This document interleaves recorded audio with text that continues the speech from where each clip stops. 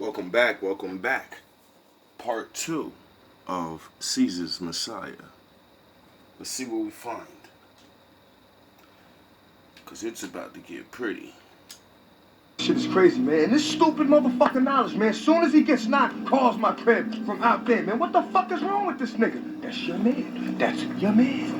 From out there, man. What the fuck is wrong with this nigga? That's your man. That's your man. Man, as soon as he gets knocked, calls my crib from out there, man. What the fuck is wrong with this nigga? That's your man. That's your man. By the time of Nero, his famous decadence was bankrupting the empire, and the Jews of Judea were staging a huge rebellion against their Roman rulers. Judea was one of the many conquered provinces that made up the Roman Empire. This region, which was Entertainment purposes only. Fair use. This is for entertainment. This is not education. This is a joke. also known as Palestine, was controlled by a family that served as Rome's tax collector, the Herods. They were a Greco-Arab family, somewhat possibly Judaized, though. A Greco-Arab family. So, you just keep that in your mind. Only Judaized when it was convenient to please the subjects they were given, who were put in power in Palestine and destroyed the previous Jewish ruling family, the Maccabean family, root and stalk. Besides being heavily taxed and ruled by a You do know what it means to destroy someone by the root and the stalk, right? You do know what that means, right? You just don't like the old words. I get it. I do.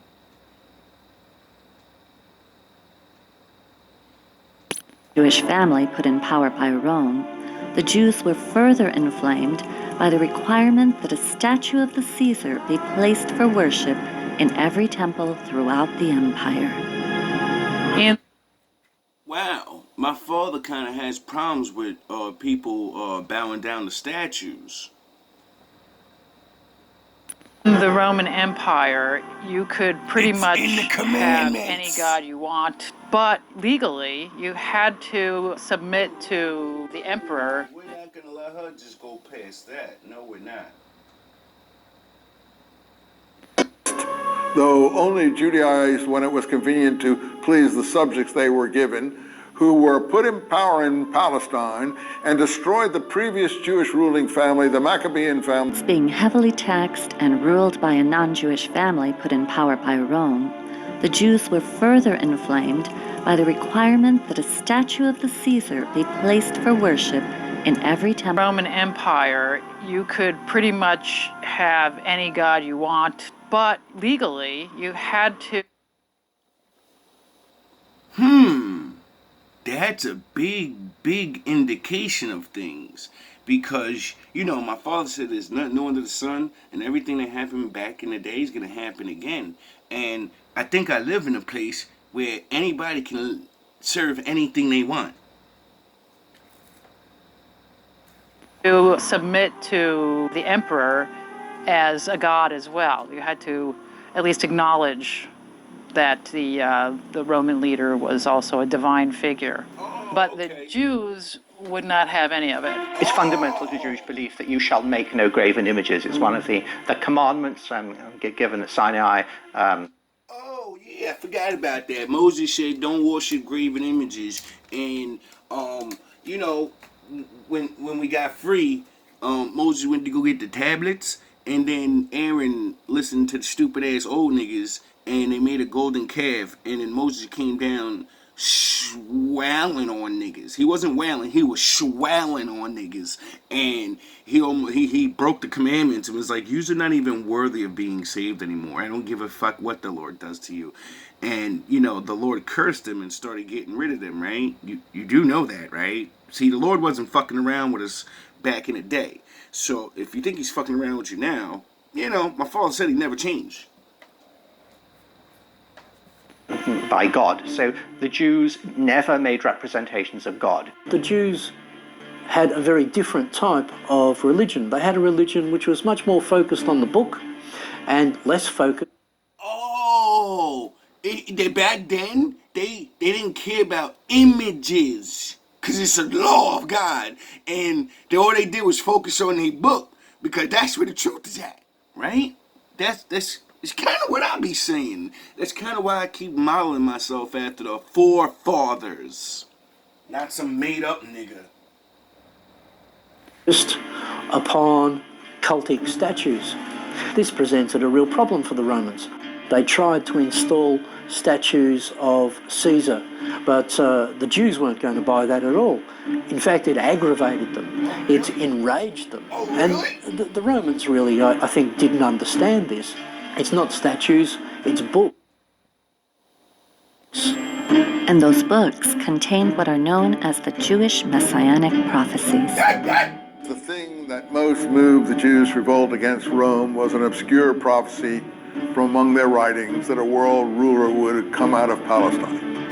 Holy books inspired the Jews to expect a redeemer who would redeem Israel, rescue Israel, restore Israel to power and leadership in the world. The Messiah that the literature That's who we're waiting for.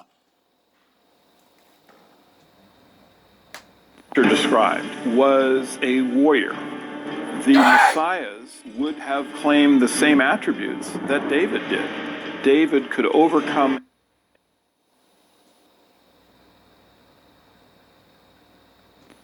Messianic prophecies. The thing that most moved the Jews' revolt against Rome was an obscure prophecy from among their writings that a world ruler would come out of Palestine. Holy books inspired the Jews to expect a redeemer who would redeem Israel, rescue Israel, restore Israel to power and leadership in the world. Nah, we're waiting on a guy that's gonna make us do nothing and sit around and keep wishing that he comes. And when he comes, we go up to heaven. We go, oh, bye-bye, and we go away. My father said, nah, nigga. You're leveling up. The Messiah that the literature described was a warrior. The Messiahs would have claimed the same attributes that David did. Did he say messiahs? Plural? David could overcome any army because God gave him the power to do it.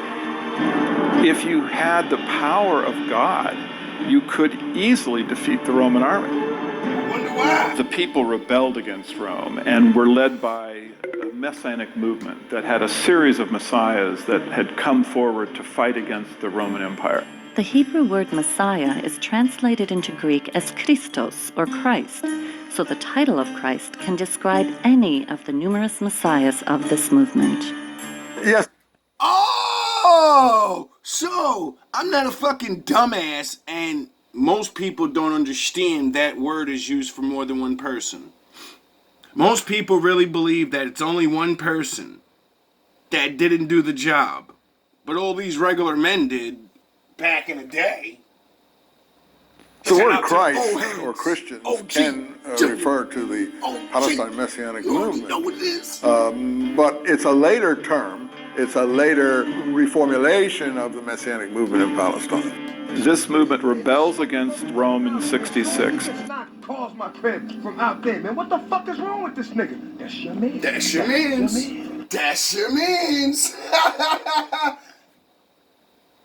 And is successful. It actually defeats them militarily. So it must have been a huge movement. The victorious Jews set up a nation state directly in the Roman Empire. Oh, wow. And the Romans had to do something about it. There was a real danger that this Messianic movement could not only boil over in Judea itself. Do you people realize that this is Star Wars, but back in the fucking dirt days? The rebels are the Jews, the sons of God, and they're already in captivity, and their book says, serve the people that captured you because you broke my fucking laws, and I sent them to pound your head in. But don't break my rules, though. You better go serve and, help them do whatever, and then when your time's up, I'm gonna let you go. Or,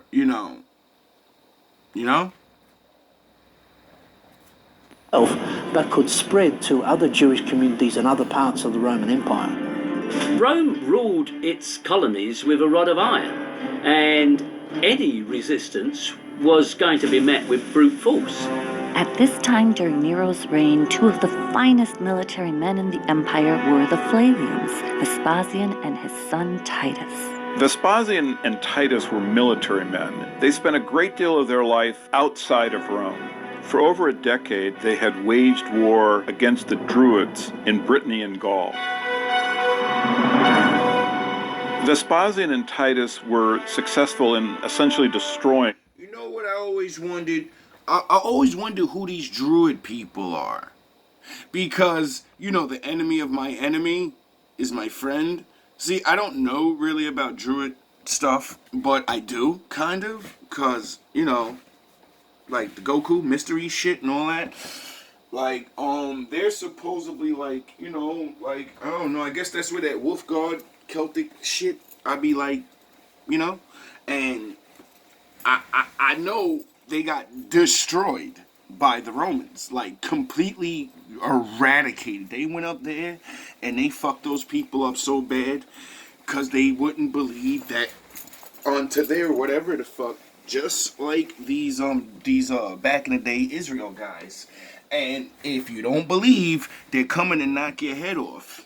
And that's it. The Druids. They left behind no historical records of their existence. And it's the Flavians that Nero calls upon when he needs to suppress the Jews' rebellion in Judea. Nero responded by asking his best general, Vespasian, and his... Do you realize how many people say in the name of Christ, but there is no name of Christ because it's more than one person? You get it? That's why when I keep saying in the other video, you just put the Christ on all the powers of the Christ on one guy. Just like they did fucking Superman. Superman only could jump buildings, runs faster than a train. He didn't have laser beams and super breath and could fly super fast and he could run through time and he was super smart and he could do this now and he can instant transmission like Goku. He could do everything. And that's why nobody likes Superman, because he's overpowered and he doesn't save the whole fucking world, even though he has all that power. If you have all that power, you should instantly save the fucking world. But you don't because you're fake. Son Titus to go into Judea with a huge army, 60, 70,000 troops, and a similar number of support individuals. So they meant business. The Romans came down to crush the rebellion. In the year 66 CE, the Flavians begin their military campaign against the Jews. They start further north in Galilee, where the... See, this is what made me start to believe on to what I was finding out.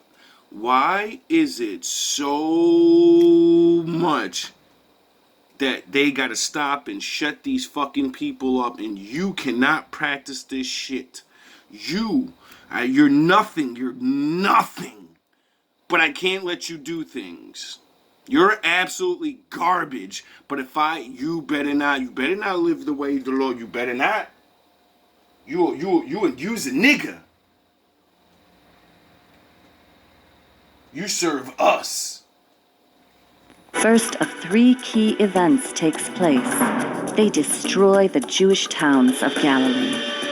They also capture a Jewish rebel who later becomes a critical figure in the formulation. Oh, destroying towns? Why is this it sounds like Black Wall Street. As soon as niggas start building things, oh, y'all niggas looking sharp over there. I think we gonna have to drop. I got something to explain it. Yo, this shit is so deep, yo. Shit got my mind thinking about a whole new other format, man. You know what I'm saying?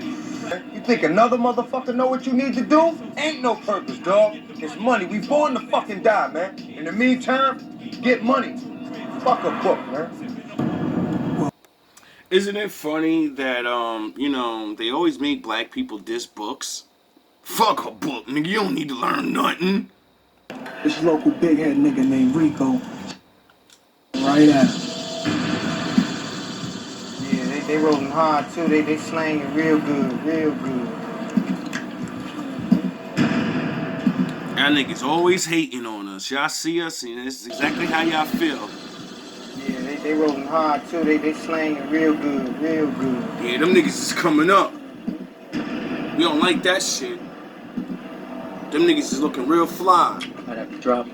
Yeah, we got to drop them niggas. Drop a dime on them niggas. We got to drop a dime on them niggas. Yeah. You know what I'm saying? Know what I'm saying? Know what I'm saying? We don't like that shit. I don't like that shit. Yeah, I bet you don't, nigga. Yeah, well, shit is lovely for me, man. You know what I'm saying? I'm gonna stop when I'm dead. End of story, man. Got to be a leader, dog. The book is fucking your head up, man. Yo, when's the last time you read anything, man? Never, motherfucker. What you need to start thinking about is your motherfucking seed, man. Cause Shorty can't eat no books, dog. Yo, my shorty's alright, man. Christianity. This is where they captured one of the leaders of the rebellion, a Jew named Josephus Bar Matthias. Now, Josephus presented himself to the Flavians as a prophet. He survived. He survived apparently by telling Vespasian that the prophecies of the Jews pointed out that Vespasian would become emperor. And of course, Oh, so we got a basic Jedi master turning over to the Sith Lords? Oh, okay, I get it. did. So Vespasian Traitors. quite liked Josephus. He used him as a translator in his entourage. He used him to appeal to the rebels to surrender. At this point, Josephus became a turncoat and worked with the Flavians against the rebellion. Meanwhile, chaos is increasing back in Rome, where Nero's rule is being threatened. In the year 68, the Senate found that You do realize this rebellion and all this death would have never happened if these people would just be like, well, your book says we gotta enslave you and you're gonna help us. So we're gonna go enslave other people and you're gonna help us build our empire and then we're gonna let you little niggers go. Because that's what your fucking book says. But they hated us so much, they said, no, we're going to make you mock God. We don't serve him, you're not serving him, and you're going to call me your fucking daddy. Or else. And you do realize, like, all this stuff wouldn't have... Rome could probably still be around. The old Rome. You know? Some of those people wouldn't have got cursed. courage to depose Nero, and he committed suicide. Now, in that circumstance, Vespasian was a prime candidate to become emperor. In the middle... And that's why I don't join the Sith Lord team. Do you realize this motherfucking Roman emperor hired the Big G, his best general, to come back and get out of the war that he's doing? He finished smashing the Druids, and he said, yo, bro, I need you to come down here and fuck these little niggas up, period. These niggas is a problem. We need the best. So he goes down there. He starts going, you know, back to Rome and conquering each little province. And then he looks at the leader and says, you're my fucking leader, bro. You can't handle these little ass niggas. I'm out there warring with motherfuckers with armies and shit, and you can't handle these little niggas? You gotta mysteriously go bye-bye. And then he stabs himself in the neck. And then the general becomes the king. of this war, Vespasian returned to Rome So, my and enemies, seized the throne. you better watch The out for Flavians your then own the self! imperial family. With Vespasian becoming the new Caesar in Rome, Titus stays behind on the battlefield and sets his sights on Jerusalem, where the other two key events take place. Titus encircles Some Jerusalem, horns! and finally he razes the temple, leaving not one stone atop another. It took a while. They eventually had to bring on starvation by building a wall, a barricade entirely enveloping the city. Oh, I bet you thought the prophecy is you're gonna build the wall to protect yourself. No, they're gonna build the wall around you so you can't get out and you can't go farm, and now you're cut off from the world, and that's not a pretty sight. What happens, of course, is the temple in 70 is completely destroyed. For the Jews, it was the ultimate calamity because, of course, this was the house of their God, and it was destroyed by the Romans quite thoroughly. Titus, of course, was the victor of this great siege. Titus carried the spoils of this captured city back to Rome for his triumph. He took the treasures of the temple, their famous 7-branch candlestick. You can see it on the Arch of Titus in Rome. It celebrates that tremendous victory of Rome again triumphant, and Titus, of course, is the hero of the day.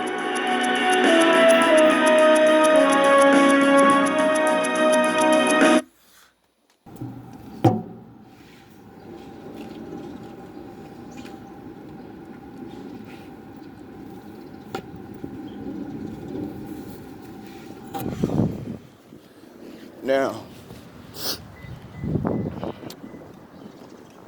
that seems like every story and reality that I've ever seen in real life. Now, what I realize about those men back in the day